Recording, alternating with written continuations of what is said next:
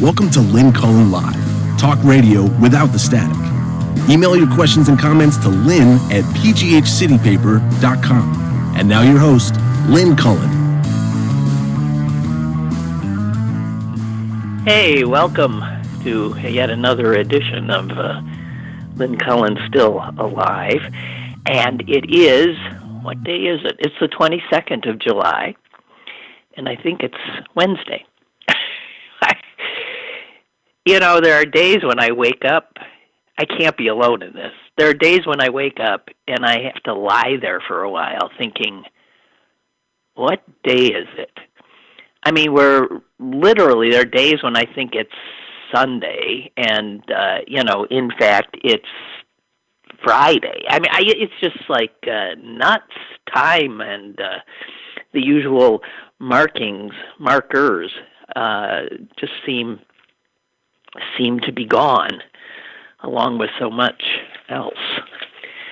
Oh dear, I feel a little bit discombobulated today, and I must be upfront about that. I'm sitting here with a bunch of scraps of paper in front of me. I'm not particularly organized, but I'll do my best. Starting the day, well, I've said this a million times, but starting the day reading newspapers is just does not seem like a wise move. You remember the days when there was like a morning paper and then there was an afternoon paper? Can you imagine an afternoon paper? So I guess there was not this sense of, I have to know what's going on, first thing in the morning. So you would go and live your life that day. You would go to work. And then you would come home and, I guess, see what had happened.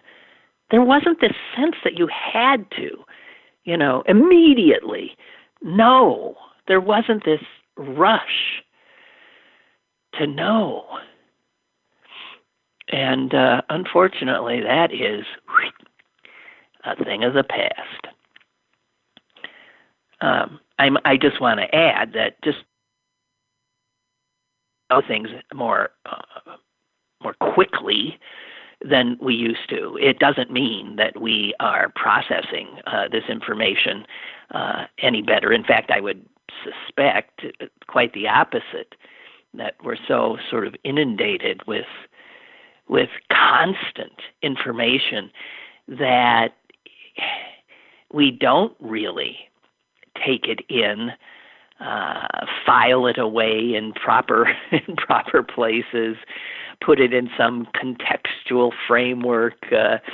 We don't. We're just sort of, and that's what I feel like as I'm looking at all these scraps of news that I have in front of me. What does it mean? What is the news in and of itself? Well, I don't know. I'm sorry, guys.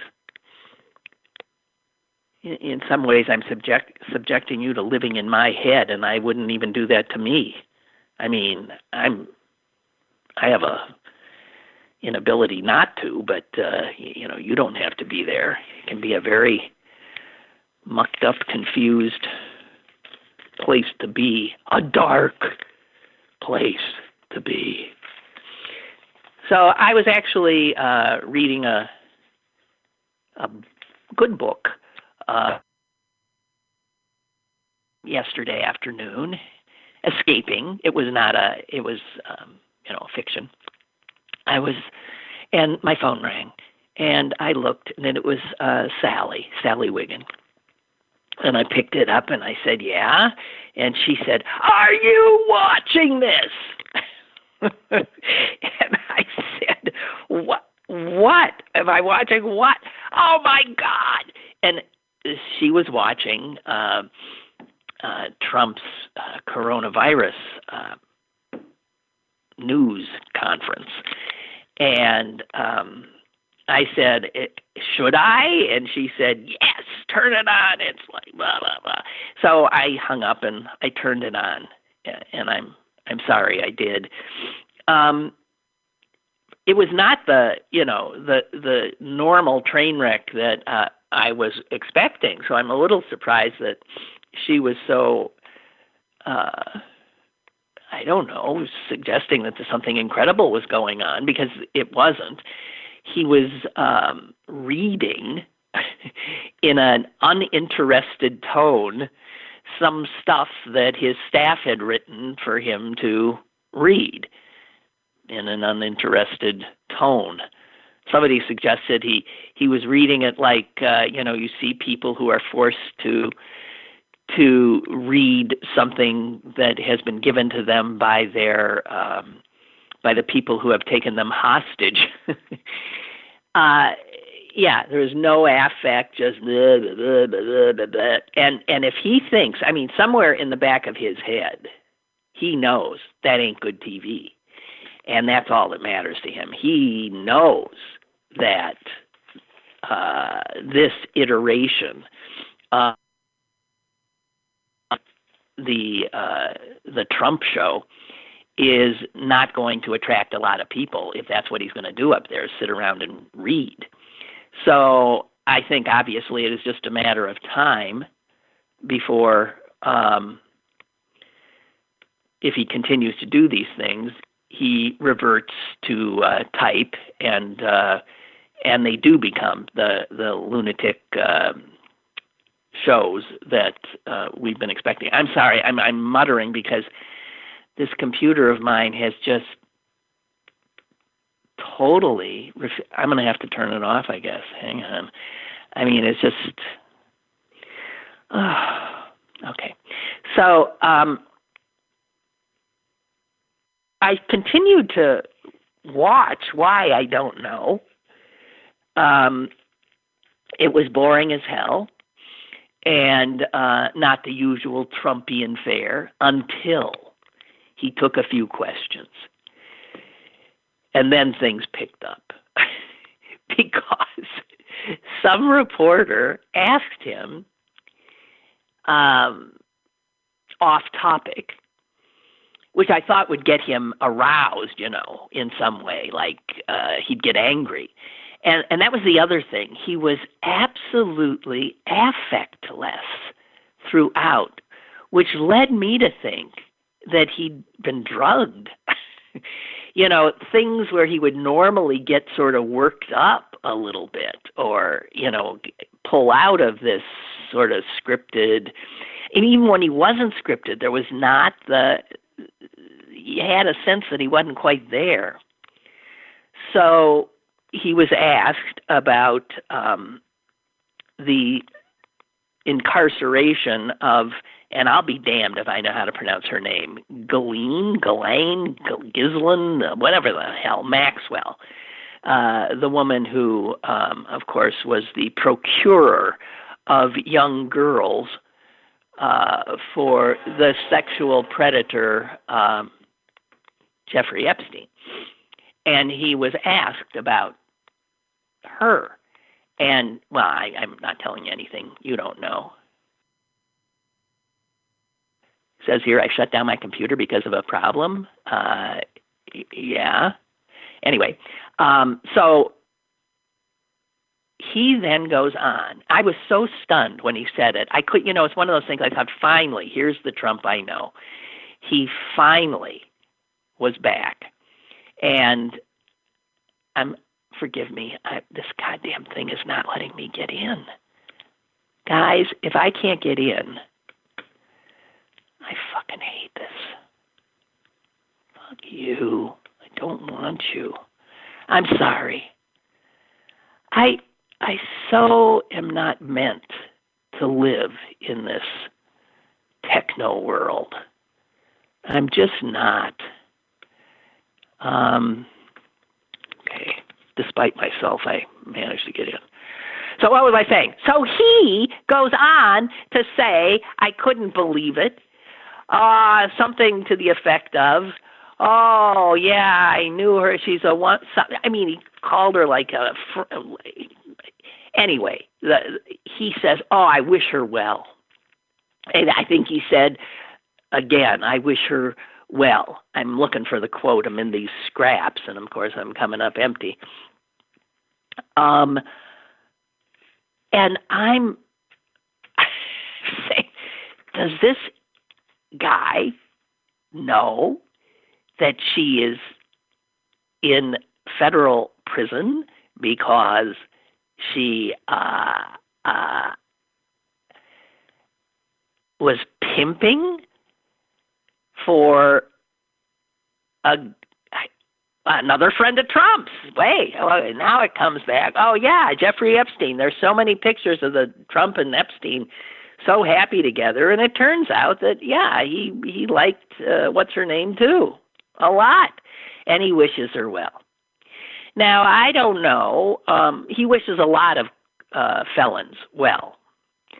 And that's about it. I mean, generally he wishes people ill, but felons, child molesters, he wishes well. And that was his off-script moment. And the one time he stopped reading in his dull, affectless way, he simply sent his best wishes to an incarcerated pimp.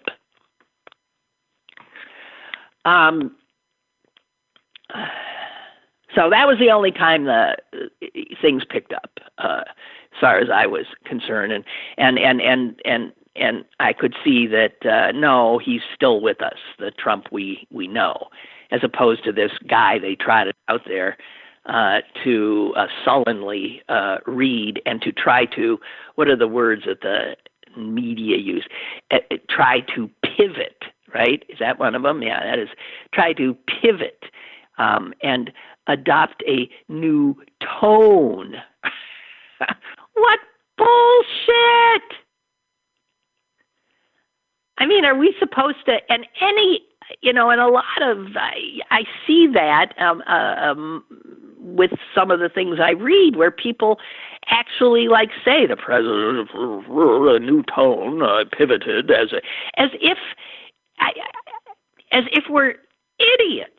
Like we don't know that in a desperate effort to save his skin from a extraordinary historical loss in 3 months, he's changing everything. All of a sudden, the guy is for masks. All of a sudden, he's this sort of low-key guy. And even pimps, he wishes well. He can't, there's no way to sustain this, Trump. No way.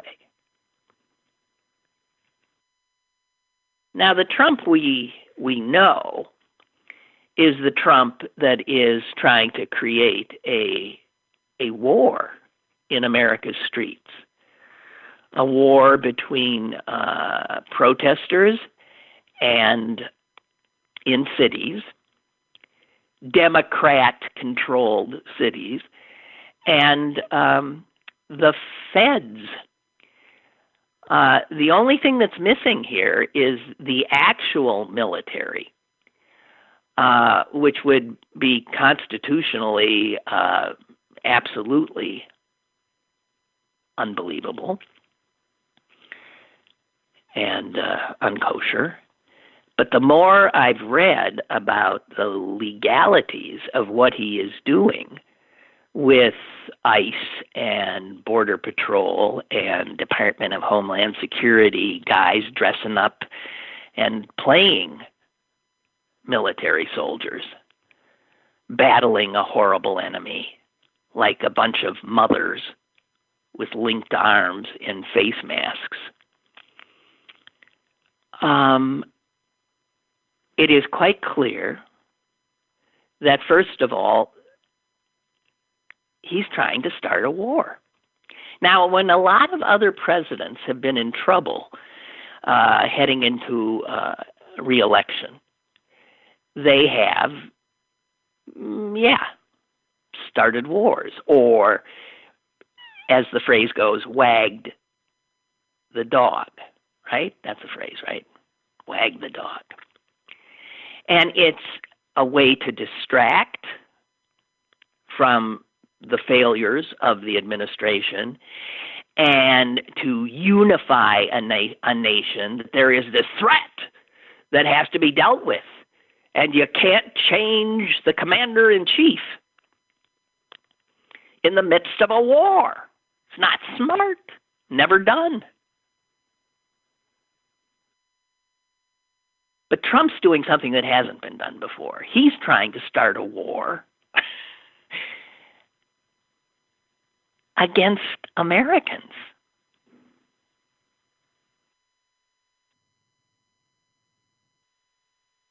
And it's a bit unsettling. As I speak, apparently he's deploying over 100 more of these troops of his to Chicago, a city that has seen a spike in gun-related stuff. But this has nothing to do with protecting property. I saw something hopeful in that the Defense Secretary, Esper, apparently has gotten in touch with the guys at Homeland Security and has said to them, hey, I've got a little problem here because your people are dressing up and looking an awful lot like my people, which is the United States military. And the United States military is not to be deployed against Americans.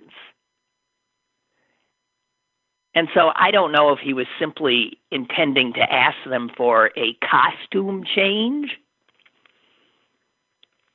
or what.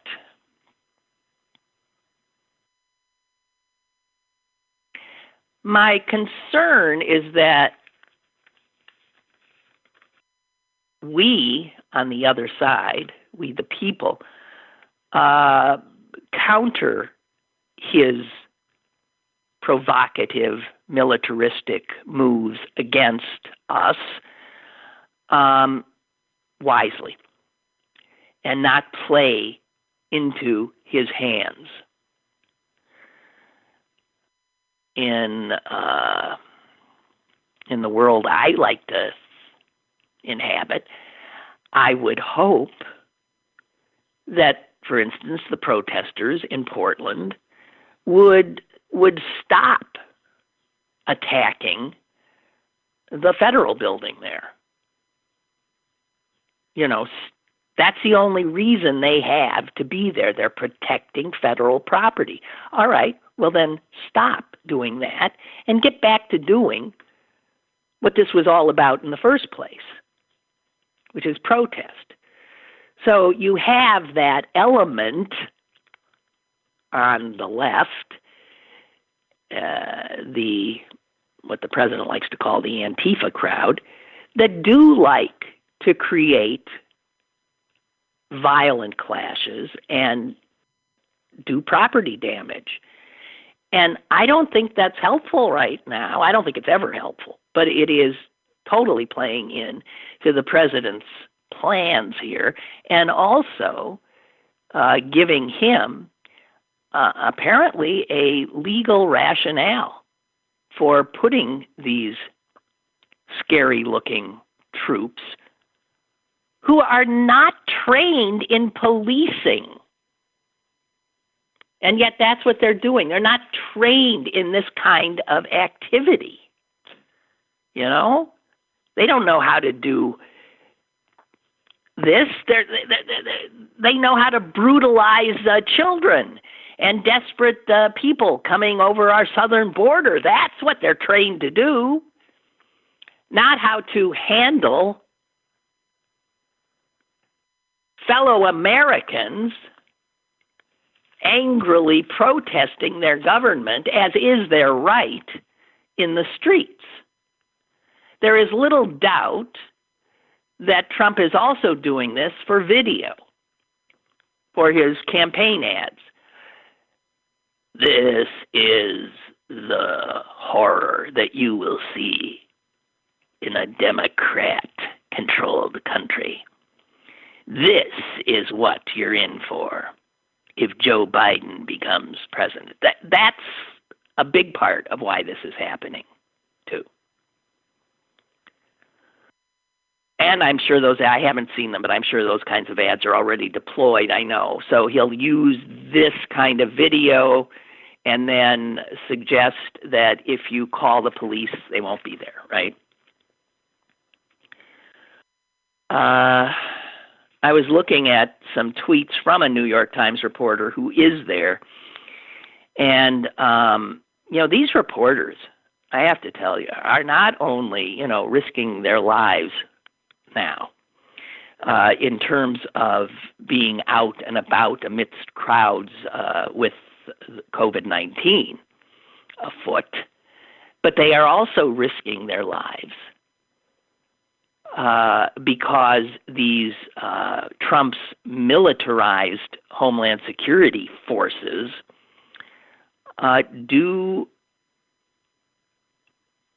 engage in violent acts against protesters and journalists. They're one and the same. They don't care. So journalists are being attacked. And a case in point is this New York Times reporter who was covering the scene 2 nights ago there. At 9:27, he tweeted, "The protest crowds here continue to grow. There are probably about 2,000 people right now in front of the Justice Center with mothers in yellow lined up in front, stretching across the block." Okay, so you got the moms out, and you got the feds inside, and you got 2,000 people behind the moms. And then he says that about 2 hours later, some protesters begin kicking the facade of the federal courthouse. And somebody inside the federal courthouse opens a window and drops a tear gas canister into the crowd. Now, you could argue that people kicking a building and then the response from the building inside, the people protecting it, is tear gas, seems a little like an escalation, yeah. He then reports at 12:31 a.m., the feds finally come out. He says they came rushing out aggressively, throwing people to the ground, firing tear gas, firing less lethals, which can kill you too. One ran at me and punched me in the head, knocked me to the ground. This is a reporter.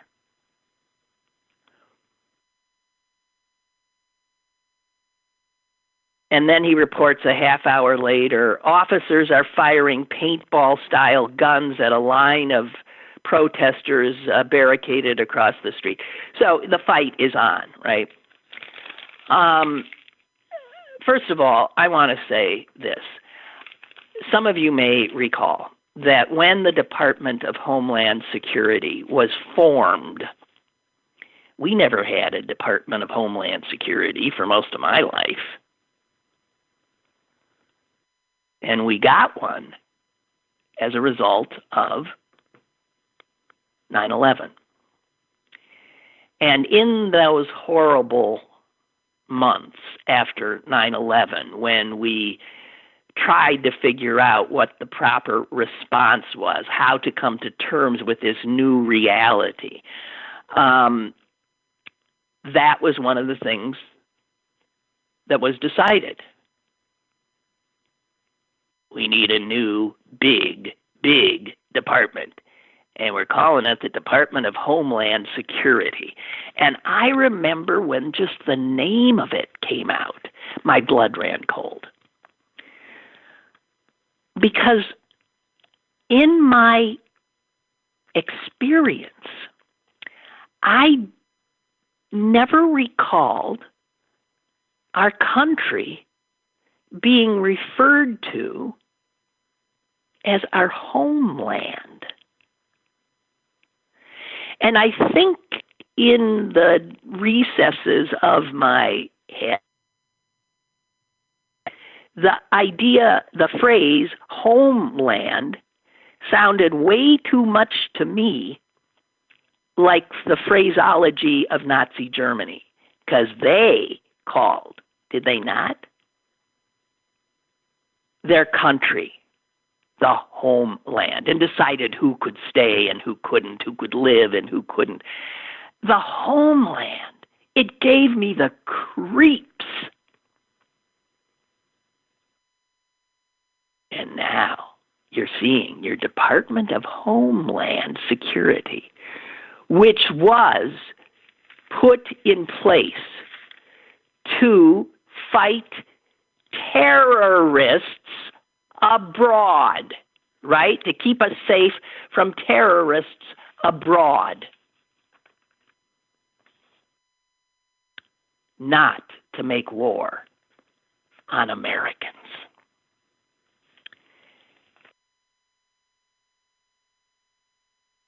Tom Ridge, our former governor, who became the first director of Homeland Security, told Michael Smerconish on CNN, I guess, the other day, that the Department of Homeland Security was established to protect the country, quote, from the ever-present threat of global terrorism.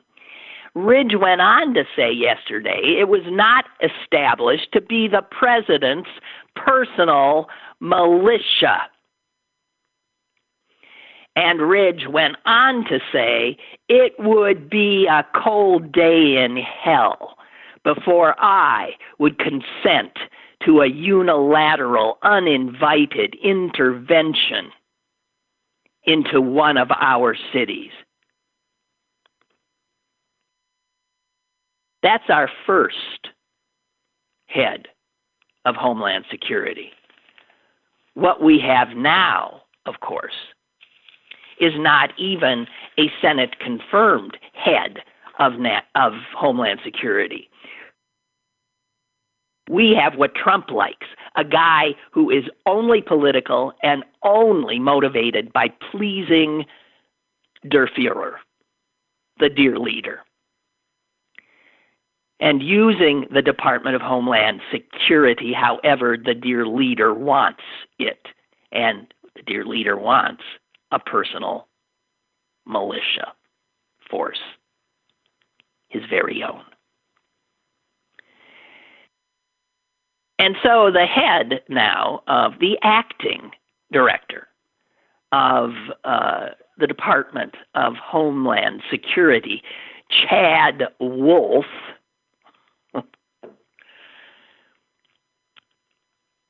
who is as unequipped for this role as a person could be, is quoted in, I don't know, Washington Post, I think, today, as saying this. It's a far cry from anything you would have heard from the first head of the Department of Homeland Security, Tom Ridge. Chad Wolf said this: because we don't have local support, we are having to go out and proactively arrest individuals. Now, I read that, and then I stopped, and I read it again. We are having to go out and proactively arrest individuals. What in the name of God does that mean? That means exactly what they have been doing. Grabbing people off the streets, throwing them in unmarked cars, having no charges to be brought, no evidence against them, just proactively, before they even commit a crime, we are grabbing them. Even somebody who slept every day through civics class would know that that is so unconstitutional. We do not proactively arrest people, or at least we didn't used to. This is the kind of detention and disappearing of troublesome elements that we have seen in tyrannical regimes throughout history, carried out by a force that is not indebted or sworn to protect anything other than the president himself.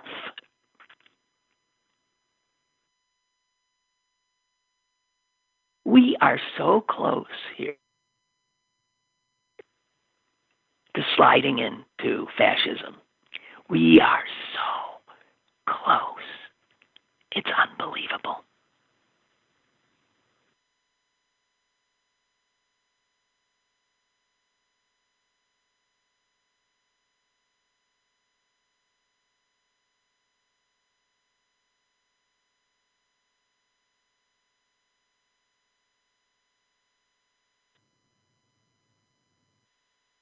What else do I have here? Hey, did anybody see anything about a naked woman? I'm just asking because I can't believe this. I haven't seen a picture. Apparently, a totally naked woman, except she had a face mask on, stood up in Portland last night. Was it last night? And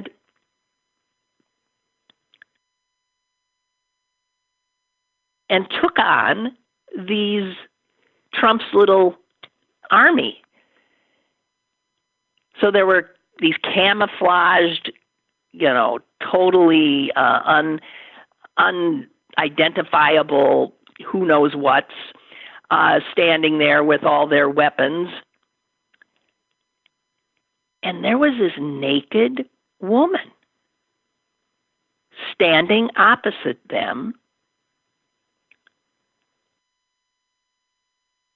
And I haven't seen anything, as I've seen that she has not been identified, that the Trump's army didn't know what to do.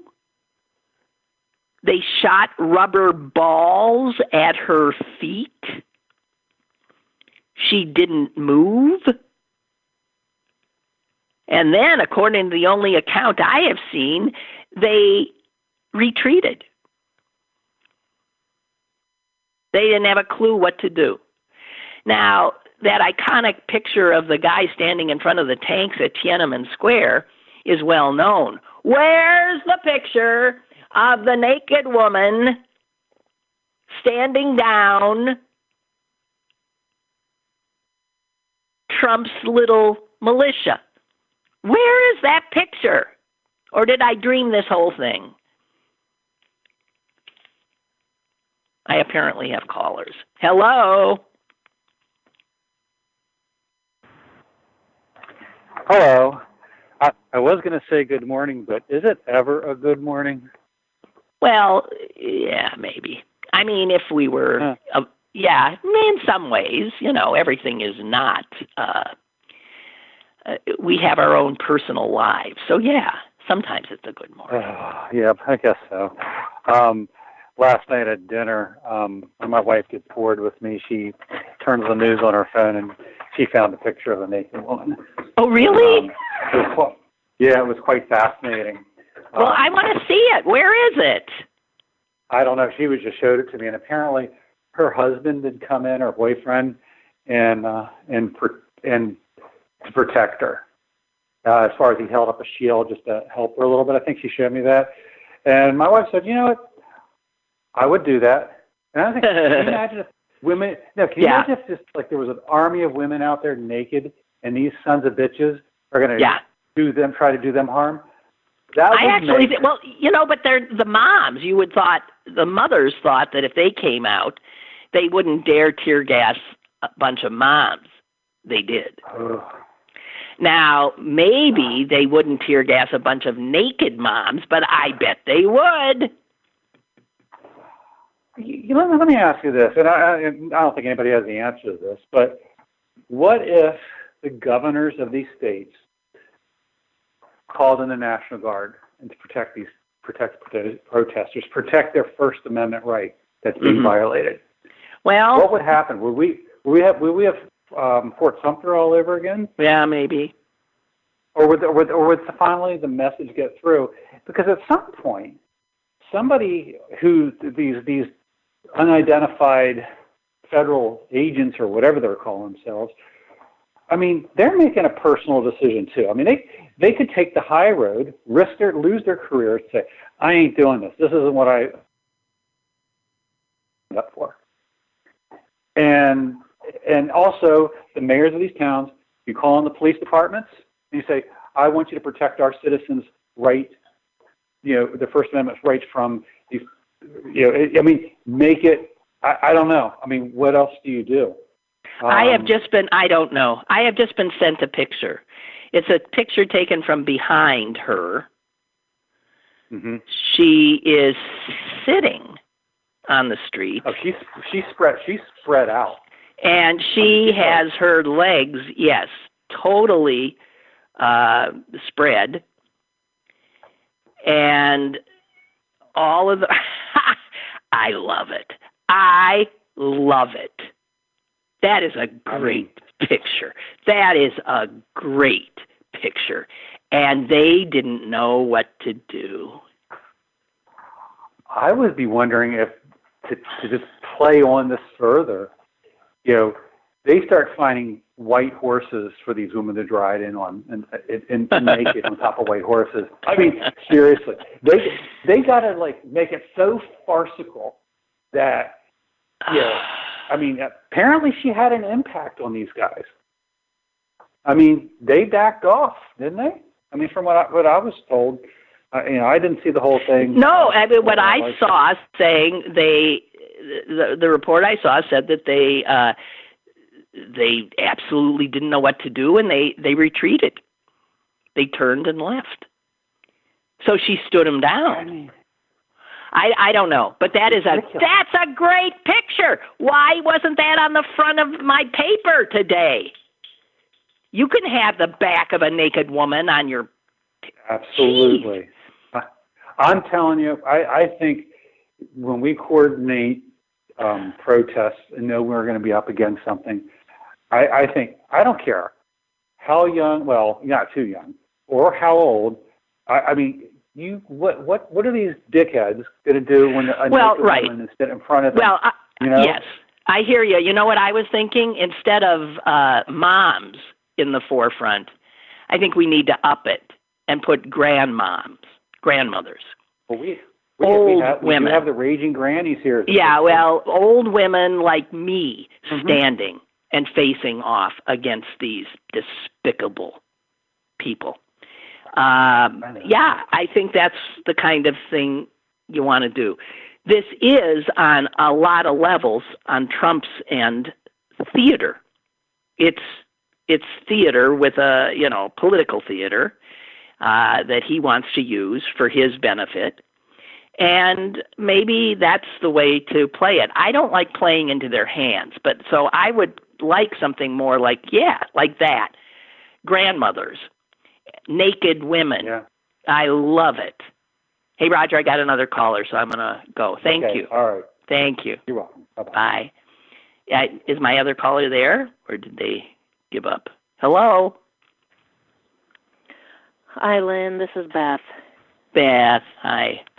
Hey, just to echo Rod, I had the same question, and it's probably a question more for Susan and your brother, having their legal background. But that was my question. Why aren't these governors calling in the National Guard, since these people have no federal markings of any kind, no name, nothing that states I'm law enforcement, and arrest them? Well, and you know what? My guess is that every time I've been reading, what lawyers say, and they're saying at this point he has the right to use them like this if they are supposedly defending federal property. So the moment they come off of that federal property, I would think, again, they do not have the markings of any law. And you know what? Then you start sharing it as a data bank. Let's see their IDs. Let's know who these pricks are. Mm-hmm. And if they're going to send it into Chicago, okay, guess what? Us in Oregon, we're going to send Chicago. Here's the goons we have. Now you share the goons you have. And my other comment is, too, all these Republican senators, including Toomey and Cotton and all the usual suspects, who for avoiding COVID and Black Lives Matter kept talking about the sovereignty of Hong Kong, which, don't get me wrong, it's an important issue.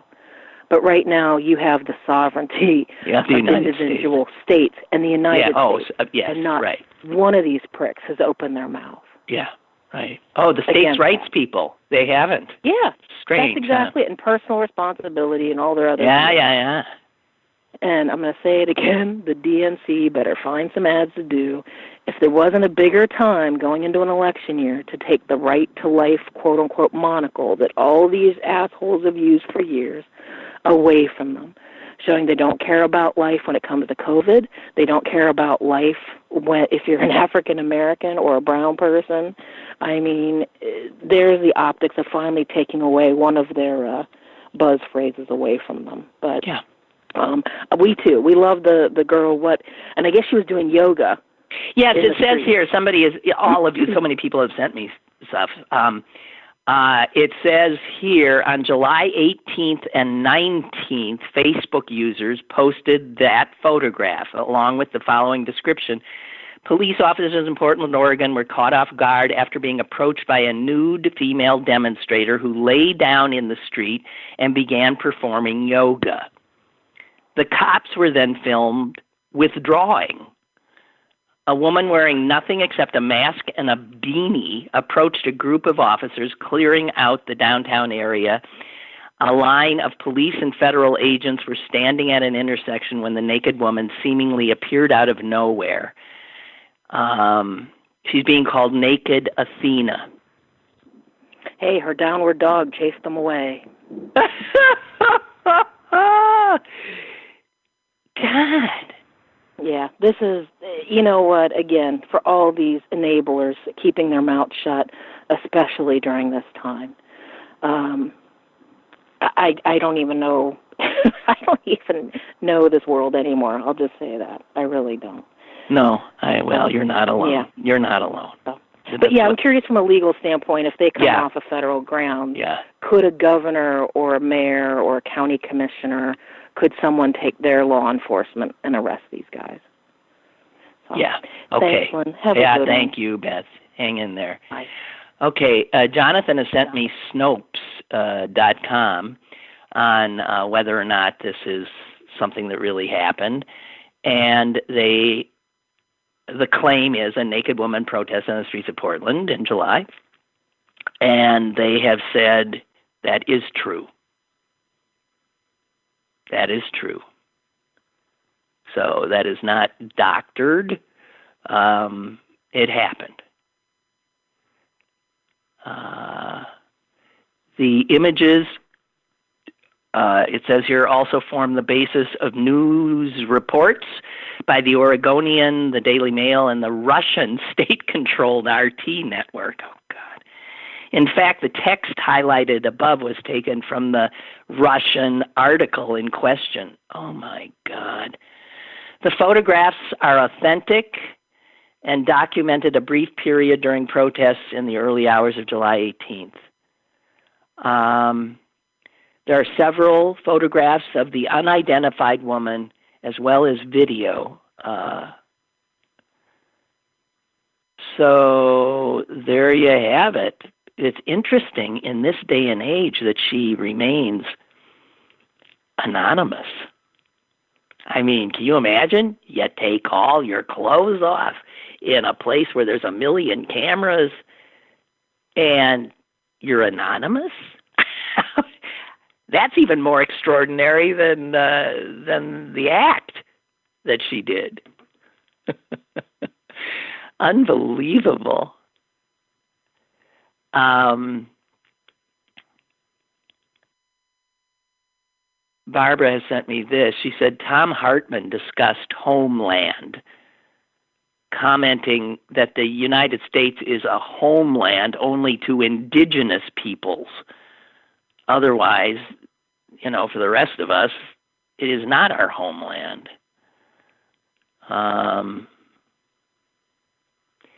Also, Josh Marshall at Talking Points Memo said this in 2014. So, yeah, he has the same reaction I did.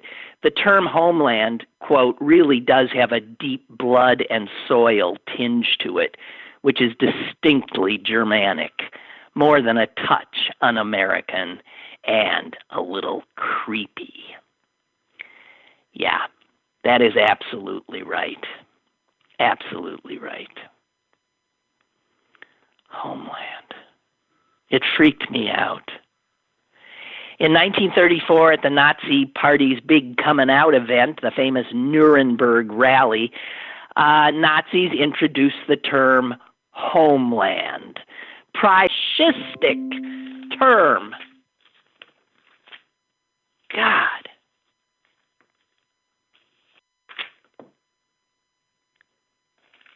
I got a few more things for you if you can handle it. Huh? So while all of this is going on and we're in the streets protesting police brutality and racism and all this other stuff, guess what your U.S. Senate did? It actually did something. The United States Senate yesterday did something. This just in. That's like breaking news. They did something. Well, kind of. What they did was they voted against a bipartisan piece of legislation that would have barred the Pentagon from transferring military-grade weaponry to local police departments.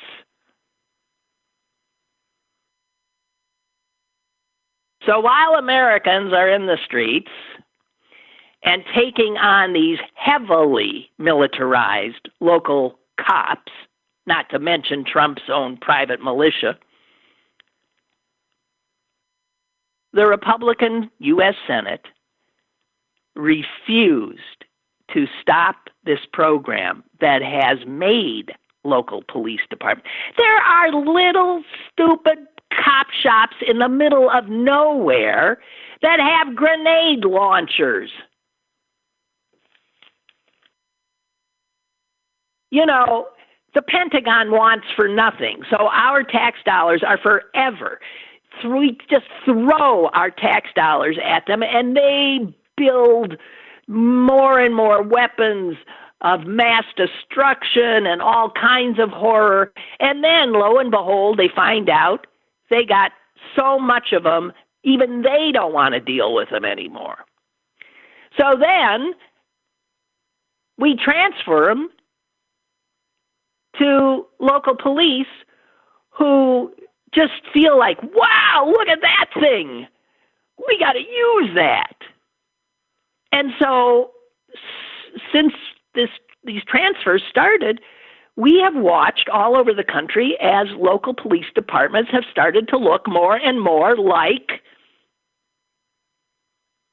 soldiers in war. Not peacekeepers on American streets.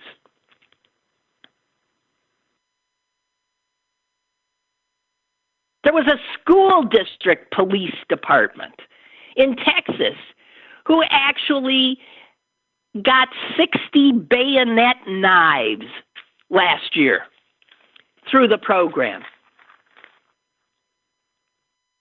That's like, the Pittsburgh School Police Department getting 60 bayonet knives. What? Are you friggin' kidding me? All right. And just a little bit more in terms of the unbelievable corruption.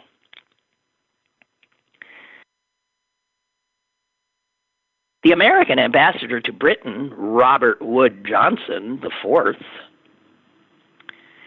told multiple colleagues in February of 2018 that President Trump had asked him to see if the British government could help steer the lucrative British Open golf tournament to the Trump resort in Scotland. That's right there an impeachable offense.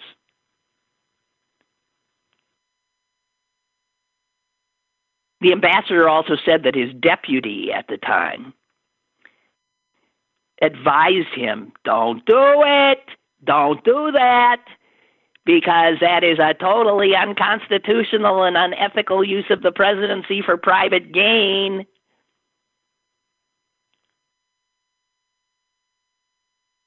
But Robert Wood Johnson apparently wanted to please the president, and so he tried.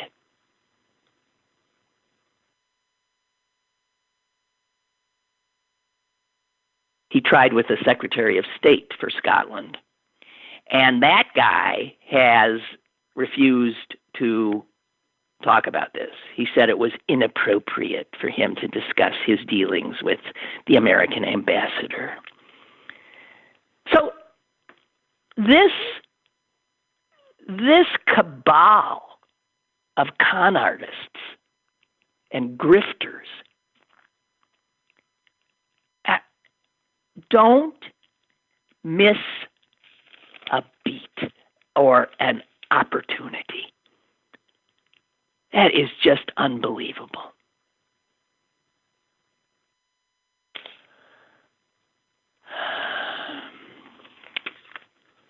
Also the number of people infected with the coronavirus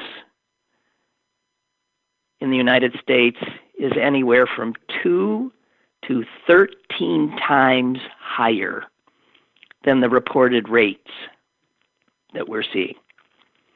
So when I wait every day at the end of the show to tell you what the Allegheny County numbers are, this thing is saying, at lowballing it, multiply that number of cases by 2 and maybe by 10. Who knows? And then there's this again, about 40% of infected people do not develop symptoms, but they still pass the virus on. It's so bizarre that something so lethal can be contracted by so many people who then show no symptoms. Don't you want to be one of those? I have another caller. Hello. Hi. Hi. Hey, I think right now it's time to start to enforce the mask thing and stop this bullshit of people being in the stores without mask. They're going to have to get some security and enforce it. It's getting to be out of hand. If they don't, it's going to even get worse. You have to cover yourself up. You have to do it. It's just necessary. I mean, I see so many without them, and then they walk so close to you, and you can't. You're getting groceries, and it's ridiculous. And they got to wise up. And these people say they can't make you wear a mask. Well, they make you have car insurance. They make you not drive when you're intoxicated. They surely can make you wear a mask if the governor wants to enforce it. So don't even go down that road because you'll lose. If it has something to do with your health, there's nothing you can do about it. Nothing. That's that. Well, you're absolutely right. of course. Yeah, I mean, And that should be it. It ain't going to work if it's not on a federal level. But Trump, Right. again, said yesterday he wouldn't do it. He will not make a federal, rule that everybody has to be masked. And so we'll continue to see people die. Yeah. It's unbelievable. Okay. Thank you. So it is. Yeah, thank you. Bye. Thank you. Bye. A few other things. This I hadn't seen before. Just trying to keep you up to snuff here. The military has emerged as a potential source of transmission of the virus, not only here in the United States, but also abroad. More than 20,000 service members, as far as is known. But if you want to do that 10, multiply by 10 or 13, could be 200,000. Who knows?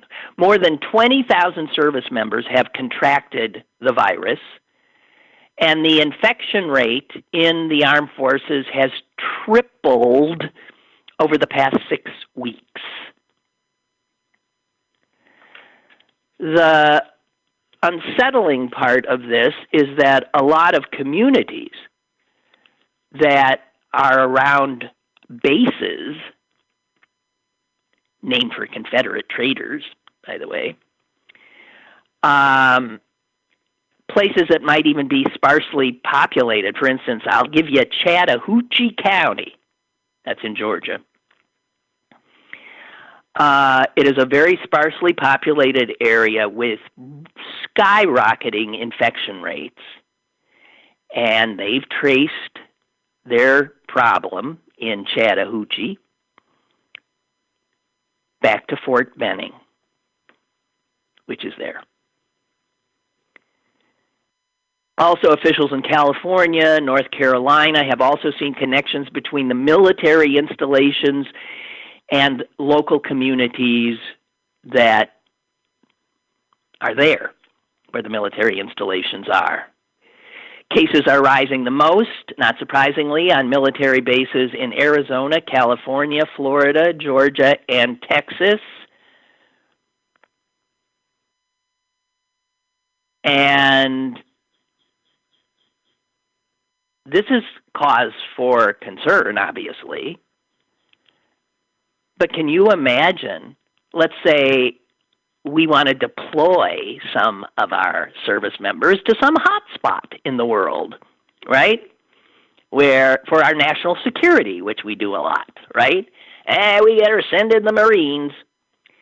And here is a guy who is with the Center for American Security, and he says this: with our inability to control the virus nationally, I think we're going to see countries that are not going to welcome deployments of American troops. They'll say, nope, I know we got a problem here, but do not come. So, there you have it. Also, and this is a big story, and I shouldn't have saved it for last. But the $600 a week in extra unemployment benefits that a lot of Americans have been getting because of the federal pandemic Unemployment Compensation Act, or I think that is what it is. That is about to expire. A lot of Americans who are out of work have been getting unemployment comp, but they're also getting this $600 a week extra from the feds. And that has been allowing them to pay rent, to feed their families. It also has kept the economy humming because they're paying their rent and humming. I'm sounding like Trump. And they're buying stuff. But that program is ending. And it is not, it has not yet been extended. So the result is more than 20 million Americans could soon see their weekly income fall by half or more at a time when the unemployment rate is still higher than any other period since World War II.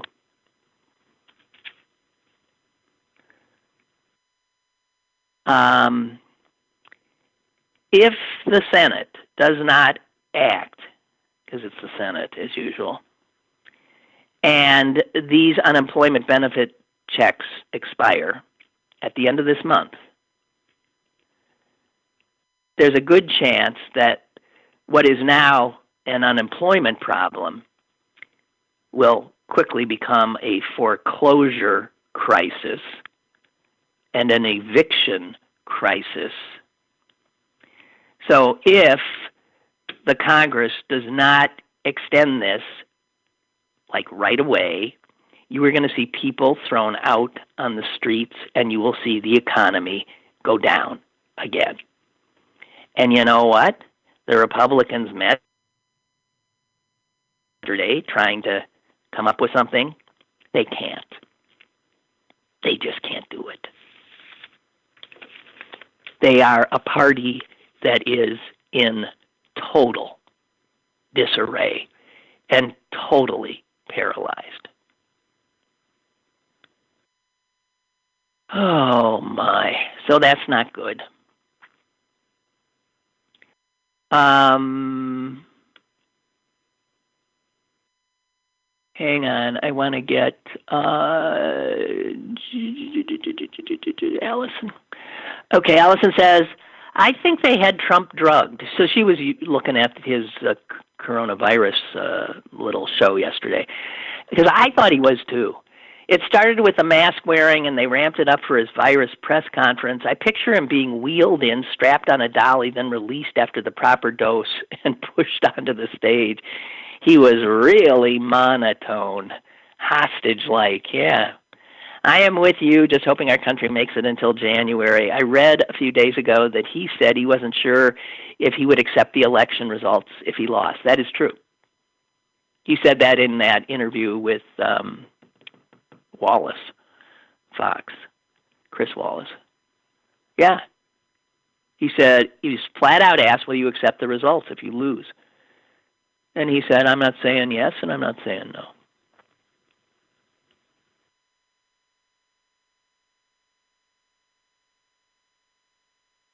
And then Allison says, Allison's the one who has the chickens.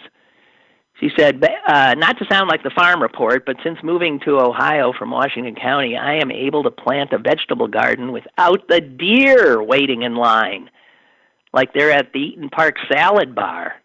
Wait a minute. I'm sorry, guys. When you hear these horrible pauses, it's me desperately trying to work this thing called a computer. I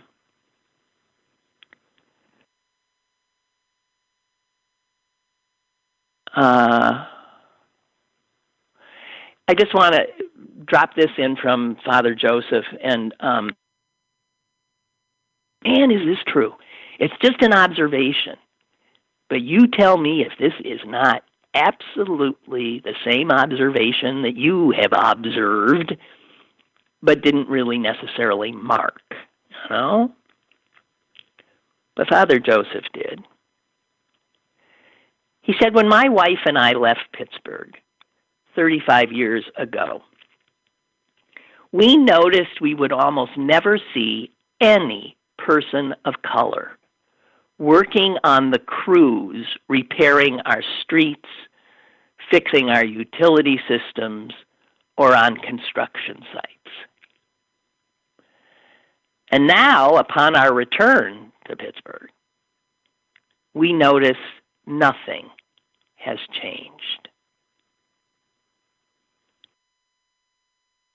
He says, how can anyone doubt racism is systemic? That is so true. You know where they used to have those men working signs? Yeah, they'd put up. There is, by the way, a construction site in my neighborhood that has a men working sign up, and I think, huh? Why not just people working? Well, you look, and it is. It's men. But those signs should have said, and still should say, white men working. Because that's your systemic racism.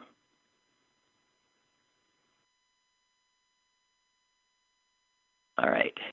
I will quickly try to see if I have the, for some reason I'm not getting it on my, okay.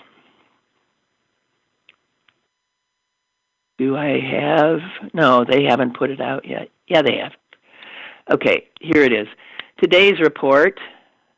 Well, I have to tell you that since the spike stuff started here in Allegheny County, it has been going down. So there was one day that was over 300 new cases, and a lot of days, remember, it was all triple digits for at least a week, maybe more, 2 weeks.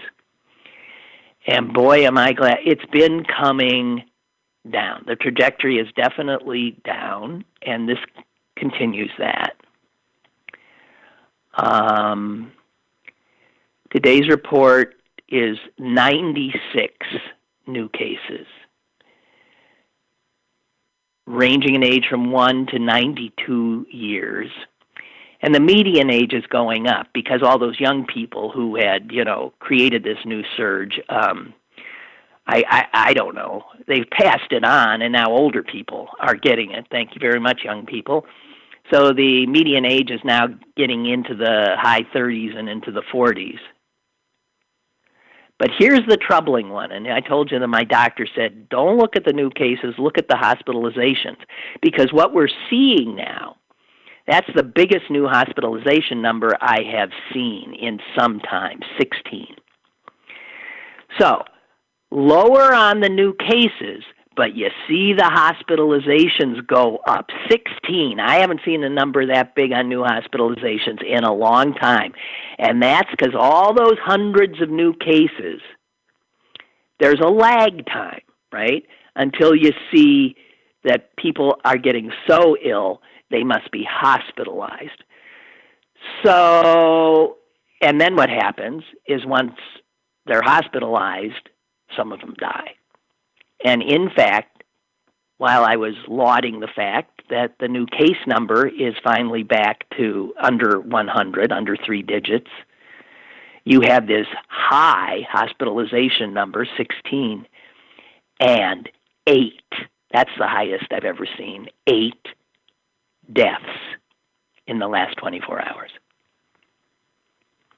Well, again, I want to thank all you people, especially you young ones, who went out there and partied time, because now you're seeing what you have caused. You've caused people to get horribly ill, and you've caused people to die. So that's not a good report. I am sorry, guys, but even though the new cases are down, these hospitalization and death numbers are going to be probably spiking for a little while now. Unbelievable. 8 deaths in the last 24 hours. I have not ever seen a number like that in these reports. Sorry to end on that note. All righty. Talk at you tomorrow, okay? Have a good day. Pray for a little more rain. Thank you. Bye.